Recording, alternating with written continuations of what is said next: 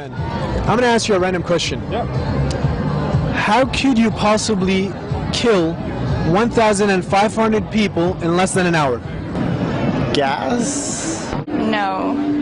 Chemical warfare, air raids. I can't. Unless you use some nuclear weapons. Less than an hour? A bomb? Why would you kill over 1,000 people? That's an awesome question. Do you know how Hitler was able to kill so many Jews in such a short amount of time? He used gas chambers. I think they had the chemical back then. Gas chambers. He put everyone in chambers and he killed all of them by using chemical weapons. Now, this is a long time ago, right? Yeah. What if I told you... Oh, not that long ago. Okay, what if I told you something like this just happened 2 days ago? I'd say you're crazy. Huh? You're crazy. I'm crazy. Yeah. But it did. Wow. Where? Like the killing? I'd be astonished and pretty angry, I guess. I say that's very tragic. Yeah. Do you know what's been going on in Syria? I mean, I don't follow closely, but yeah, you know, I definitely know that people are dying, innocent people. I was not that aware of it. You know what's going on in Syria? I have no idea. Yeah, there's been more or less of a civil war and civil unrest for the last few years. No, I'm quite aware that it happened, and I think it's going back into the whole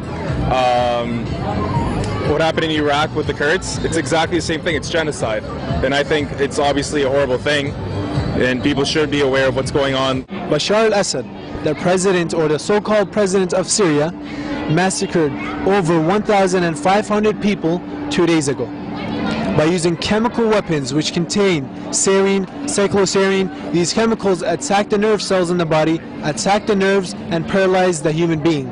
Not only that, they burn the lung tissue and burn the muscle tissue, so you can have a slow and a painful death.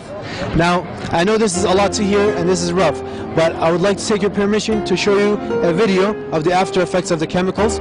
No blood, nothing, and I want to see what your reaction would be. Is that okay with you, ma'am? وحميت الثورة بذراعي قدمت الدم هدية صامت يا حمص شراعك واصل من الحرية وصفوا شعبك ظنوا مات يسطر بالدم حكايات أسطورة حجر وحارات من بابا عمرو للخلدية من بابا عمرو للخلدية من بابا عمرو للخلدية.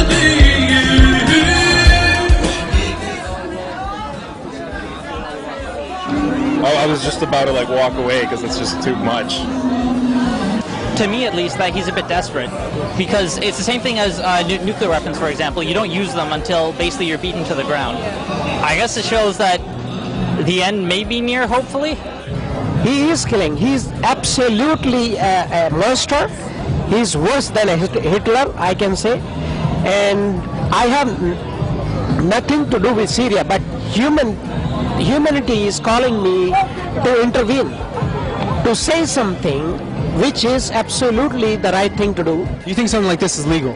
No, of course not. The countries that possess the veto power, what do you think they're doing about this now? Nothing. I'm guessing nothing. Russia and China have been supporting Bashar al-Assad for the past 2 years, man. And do you know how many people have been killed in the past 2 years? In the past 2 years, over 100,000 people have been killed by Bashar al-Assad's forces. What do you say about that? In a Canadian comparison, that's like Southern Ontario being wiped out.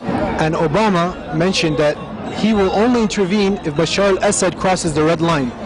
And as you've seen, Bashar al-Assad took a brush, he drew the red line with the blood of the children. What would you like to say, and what do you think we should be doing right now?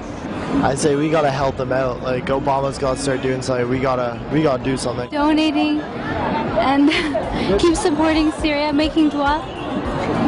change. That we need to really change our focus here. I'm really glad that you guys came here to really bring the message to where the party's at, you know? I think one of the best things you could do is to share this with the world, let people know what's going on. Here, you know, we're so distracted in our daily lives that we don't really, you know, take a time to think, but a movement, man. I think the world needs to be paying attention to what's been happening there, and I don't think we can ignore it too much longer.